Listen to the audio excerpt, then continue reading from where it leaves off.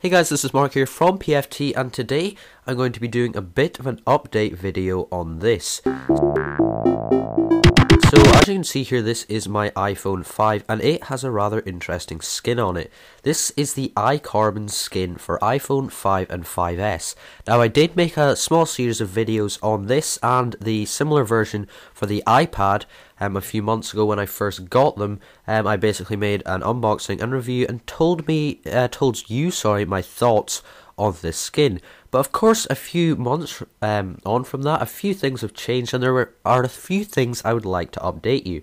So just to speak about the actual skin, overall I have loved it. Personally, I think it looks great. It has certainly caught a lot of people's eyes. I've had a lot of comments about it, and those comments have been positive, and personally I have really enjoyed using this skin. Now of course this is not for rough use, and as you can see here, the bottom of the skin has started to come off. Some bits are broken off now. This is mainly down to me, how I've treated the phone. I possibly could have been more careful with it, but that is something I would like to point out, that it really isn't too hard to break.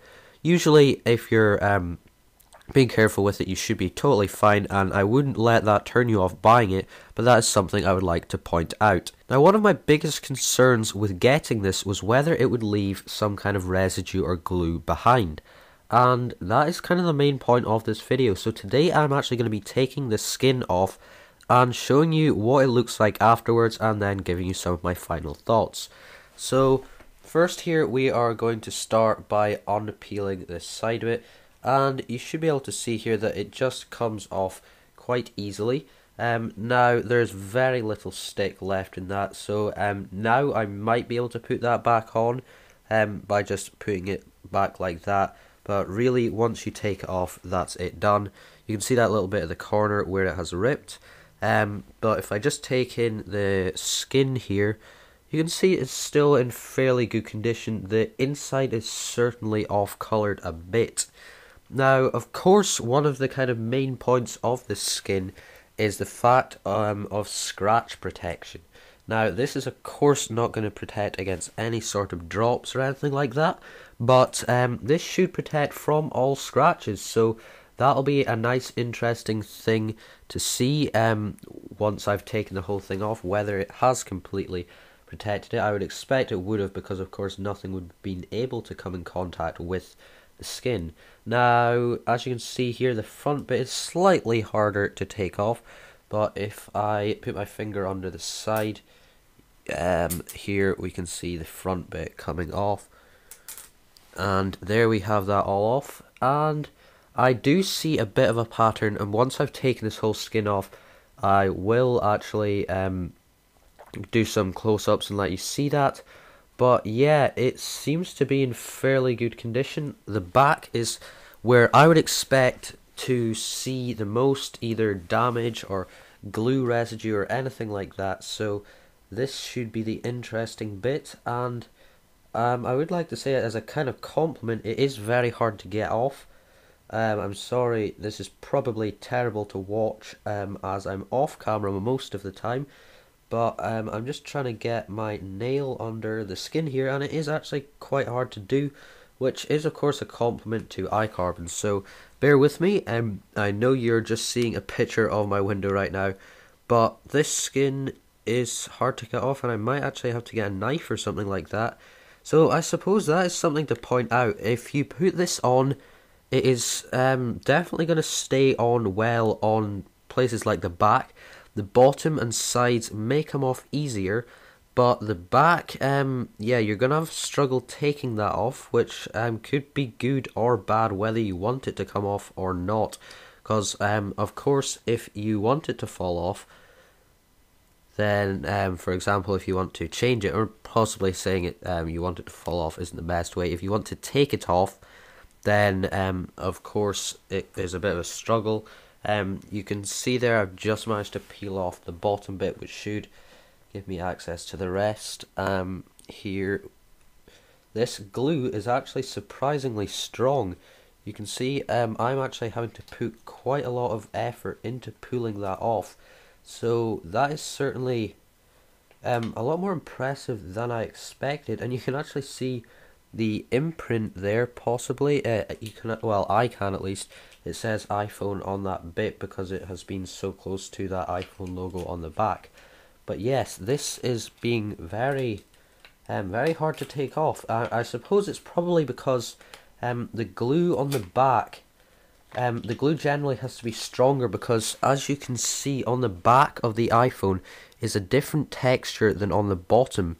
So that means that since this is a kind of more matte texture and this is a more glossy texture, that means that glue will stick easier to this. So the stronger glue is basically so it can stick to the glossy bits, and it means that it will stick very hard to that matte bit on the back. But just for now, this seems to be very impressive. Okay, so we've got it all off there. There is of course still that bit on the home button. I might actually leave that because I kind of like the look of it. But here is the naked iPhone.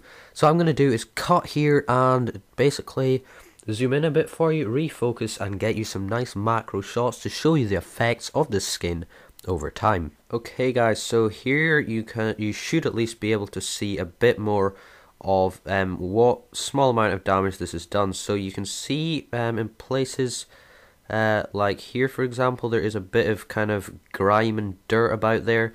I've wiped most of it off. Now along the side here there are pieces of glue. This will come off very easily. I could pretty much rub that off with my finger. And at the top you can kind of see a slight pattern from the adhesive material on the back of the skin. As for the front, the screen is pretty much completely fine there. If I take this button bit off, which I'm actually deciding to do now, you should hopefully see that the button looks pretty much exactly the same. Again, there's a bit of glue left on it, but nothing that can't be wiped off. So essentially, this iCarbons skin is not going to ruin your phone in any way. It will protect you perfectly from scratches. This has been used every single day in my pocket. If this didn't have a skin, it would have been scratched by now. I can almost guarantee you that. As for the residue, at least behind it comes off extremely easily, and I would certainly not be worried by that at all. So overall, after the time and after my time with this iCarbons skin, I would highly recommend that you buy this, and there will of course be a link in the description where you can. Obviously this is not going to give you the optimal protection, and for some people the looks aren't even that nice either, but for me I thought it looked really cool. I will actually leave links to my unboxing and review of this skin, but yeah, overall I would not worry about anything that I was worrying about beforehand, like the residue left behind, how well it will cope over time. I showed you before it was not quite as strong as I would have hoped, but really it is satisfactory, it has done me well, and I am overall happy with the iCarbons skin. So you may see some case videos soon, depending what I decide to do with this iPhone, or I may just keep it naked. We will have to see, but for now, that is the end of the video. Thank you very much for watching. If you've got any questions, leave them in the comment section down below, or email me at the address in the description. Please give this video a like and a share if you enjoyed it. Thank you very much for watching. See ya.